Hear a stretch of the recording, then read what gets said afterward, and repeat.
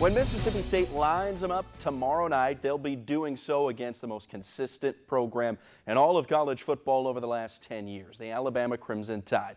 Now, the Tide has scored 40 points or more in 2/3 of their games this season, but it's the defense that is the most daunting task when planning against the nation's best team. And the Dogs spoke about those challenges that Bama gives them and how intimidating they really are. They got one of the top defenses, if not the best defense in the country.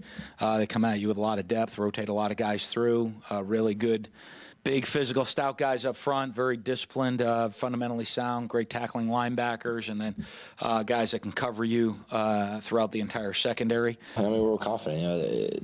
There should never be a time that you think that you're going to line up against anyone and not be able to beat them. So I have full confidence in our team that we can win. Alabama's an extremely good football team. They're top in the country.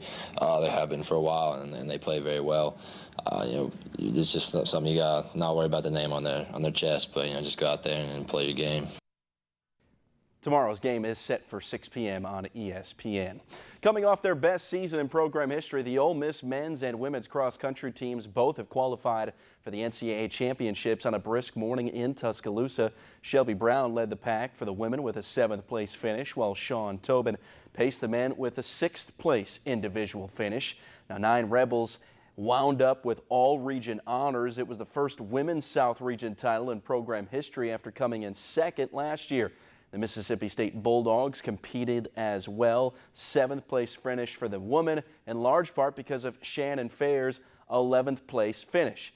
Mississippi State men got 17th, didn't have any of their runners place in the top 40. As far as the NCAA championships, they're set to be ran next Saturday in Louisville, Kentucky. Taking a quick peek at our college basketball scoreboard this evening on the men's side. Mississippi State comes 4 points shy of breaking 100 in their win over Alabama State. Eric Holman, 18.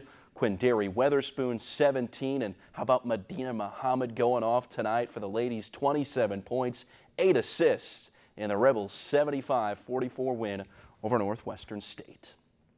The Monster Cup Series makes its second-to-last stop of the season this weekend in Phoenix for the Can-Am 500. On the line, the final spot of the chase for the NASCAR Monster Energy Cup.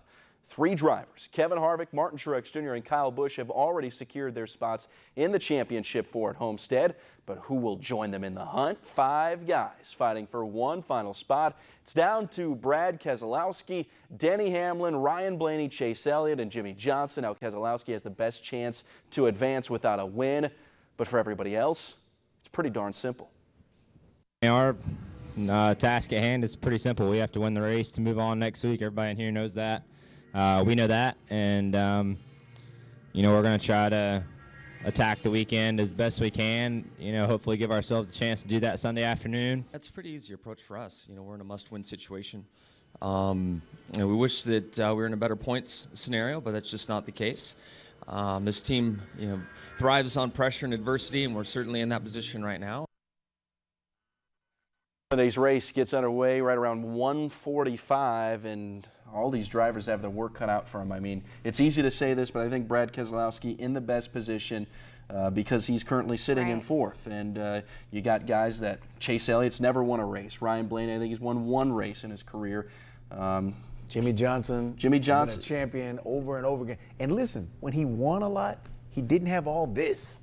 He had the pretty boy look with the little spiky hair. He was winning every year. So that's the winning look. That's the winning look, Jimmy, if you watch him. I'm not sure that Martin Truex Jr. or Kyle Busch don't steal the win away. That would be my prediction. Okay. But we'll see. All right. Thanks. Hey.